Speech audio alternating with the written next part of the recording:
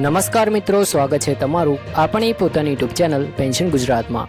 તો મિત્રો, આજે આપણે ગુજરાત રાજ્યના નિવૃત્ત પેન્શનરો માટે એક ખૂબ જ મહત્વપૂર્ણ વિષય પર ચર્ચા કરવા જઈ રહ્યા છીએ। ખાસ કરીને વર્ષ 2004 પછી નિવૃત્ત થયેલા પેન્શનરો માટે પેન્શન સંબંધિત મહત્વની માહિતી સામે આવી રહી છે। આ સાથે વધુ પેન્શનના વિકલ્પ, સુપ્રીમ કોર્ટના આદેશને લઈને ચાલી રહેલી ચર્ચા તેમજ વર્ષ 2026 દરમિયાન પેન્શનમાં થયેલા અને થનારા ફેરફારો વિશે સરળ ભાષામાં સમજવાનો પ્રયત્ન કરીશું। તેથી આ વિડીયો અંત સુધી જરૂરથી જોતા રહેજો, કારણ કે દરેક મુદ્દો પેન્શનરો માટે ખૂબ જ ઉપયોગી બની શકે છે। જો તમે અમારી ચેનલ પર નવા હોય તો ચેનલને સબસ્ક્રાઇબ કરી દેજો અને વિડીયો ગમે તો લાઇક અને શેર કરવાનું ભૂલશો નહીં। મિત્રો, સૌપ્રથમ વાત કરીએ ગુજરાત રાજ્ય સરકારના નિવૃત્ત પેન્શનરોને મળેલા તાજેતરના લાભો વિશે। તો વર્ષ 2026 દરમિયાન ગુજરાત રાજ્ય સરકાર દ્વારા જાન્યુઆરી 2026થી મોંઘવારી ભથ્થામાં એટલે કે ડીઆરમાં 2% વધારો જાહેર કરવામાં આવ્યો છે। આ વધારા બાદ કુલ મોંઘવારી ભથ્થું 60% સુધી પહોંચ્યું છે, જેના કારણે હજારો નિવૃત્ત કર્મચારીઓના માસિક પેન્શનમાં સીધો વધારો જોવા મળ્યો છે। પેન્શનરો માટે આ વધારો ખૂબ જ મહત્વનો છે, કારણ કે વધતી મોંઘવારી વચ્ચે વધારાની આર્થિક સહાય તેમને રોજિંદા ખર્ચમાં રાહત આપી શકે છે। હવે વાત કરીએ વર્ષ 2004 પછી નિવૃત્ત થયેલા પેન્શનરો વિશે। તો છેલ્લા કેટલાક સમયથી વધુ પેન્શનના વિકલ્પ અંગે સતત ચર્ચા ચાલી રહી છે।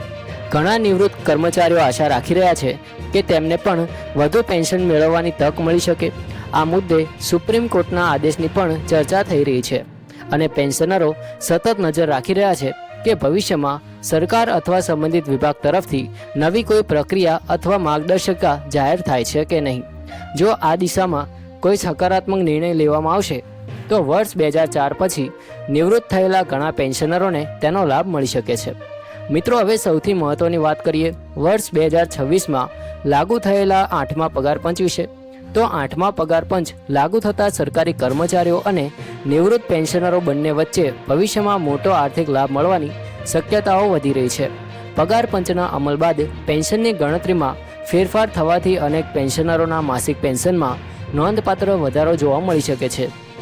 જો કે વ્યક્તિગત લાભ તેની સેવા, પગાર અને લાગુ પડતા નિયમો પર આધાર રાખશે, પરંતુ કુલ મળીને પેન્શનરો માટે આ એક સકારાત્મક વિકાસ માનવામાં આવી રહ્યો છે।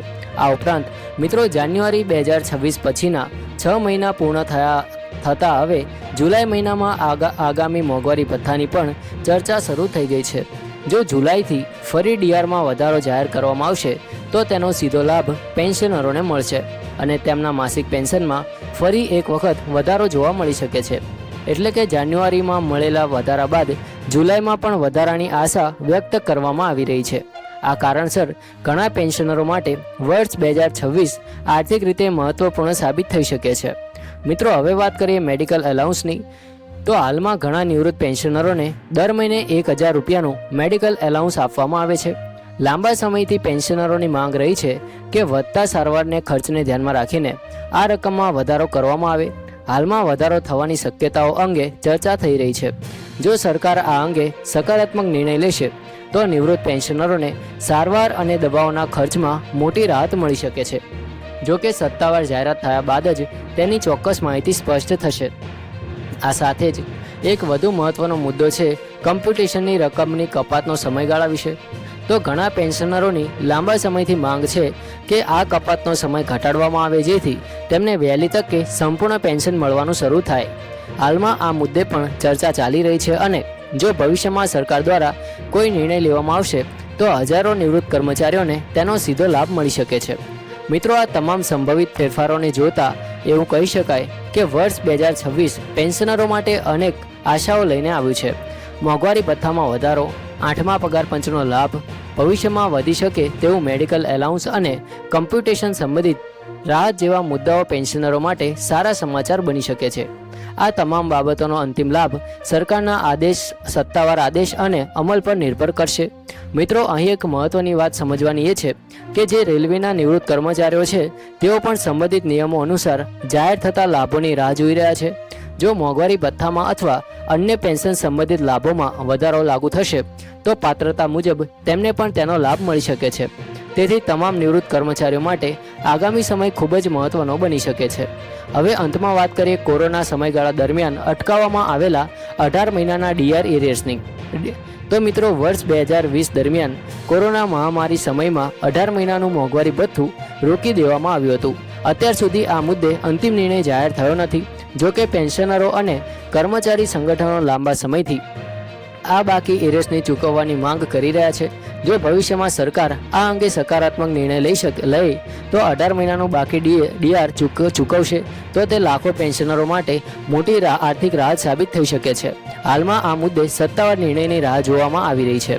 મિત્રો, હવે અહીં એક ખૂબ જ મહત્વનો પ્રશ્ન ઊભો થાય છે કે જો આગામી સમયમાં વધુ પેન્શનનો વિકલ્પ લાગુ કરવામાં આવે અથવા તેના સંબંધમાં કોઈ નવી માર્ગદર્શિકા બહાર પાડવામાં આવે તો તેનો લાભ કયા પ્રકારના પેન્શનરોને મળી શકે. તો હાલમાં ઘણા નિવૃત્ત કર્મચારીઓ આ બાબતને લઈને આતુરતાથી રાહ જોઈ રહ્યા છે.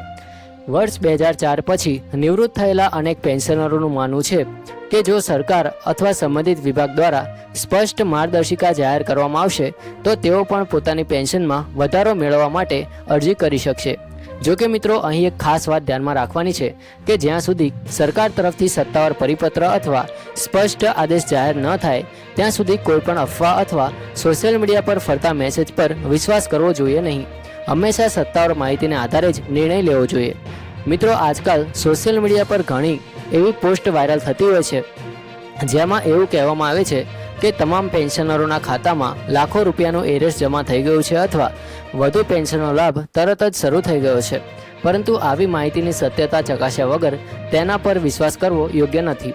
જો કોઈ પણ મહત્વપૂર્ણ નિર્ણય લેવામાં આવશે તો તેની માહિતી સરકારના સંબંધિત વિભાગ દ્વારા સત્તાવાર રીતે જાહેર કરવામાં આવશે. તેથી દરેક પેન્શનર મિત્રો માટે અમારી સલાહ એટલી જ છે કે કોઈ પણ પ્રકારની અફવાઓથી દૂર રહો અને માત્ર અધિકૃત માહિતી પર જ વિશ્વાસ રાખો. મિત્રો, વર્ષ 2026 પેન્શનરો માટે અનેક આશાઓ લઈને આવ્યું છે. જાન્યુઆરી મહિનામાં મોંઘવારી ભથ્થામાં 2% વધારો થઈ ચૂક્યો છે અને કુલ ડીઆર 60% સુધી પહોંચી ગયું છે.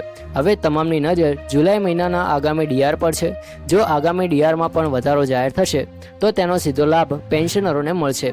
એટલે એક જ વર્ષમાં 2 વખત પેન્શનમાં વધારો મળવાની શક્યતાઓને કારણે નિવૃત્ત કર્મચારીઓમાં ખુશીનો માહોલ જોવા મળી રહ્યો છે. તો મિત્રો, જો તમને આજનો વિડીયો માહિતીસ્પ્રદ લાગ્યો હોય તો વિડીયોને જરૂરથી લાઇક કરજો. આજની માહિતી પરથી એટલું ચોક્કસ કહી શકાય કે વર્ષ 2026 પેન્શનરો માટે મહત્વપૂર્ણ વર્ષ બની ગયું છે. મોંઘવારી ભથ્થામાં વધારો, આગામી ડીઆરની આશા, 8મા પગાર પંચનો સંભવિત લાભ, મેડિકલ અલાઉન્સમાં વધારો થવાની શક્યતા, કમ્પ્યુટેશન સંબંધિત રાહત અને 18 મહિનાના ડીએ એરિયર્સ જેવા અનેક મુદ્દાઓ પર પેન્શનરોની નજર ટકેલી છે. જેમ જેમ સરકાર તરફથી સત્તાવાર નિર્ણયો જાહેર થશે તેમ તેની સંપૂર્ણ અને સાચી માહિતી અમે આપ સુધી પહોંચાડતા રહીશું. જય હિન્દ, વંદે માતરમ.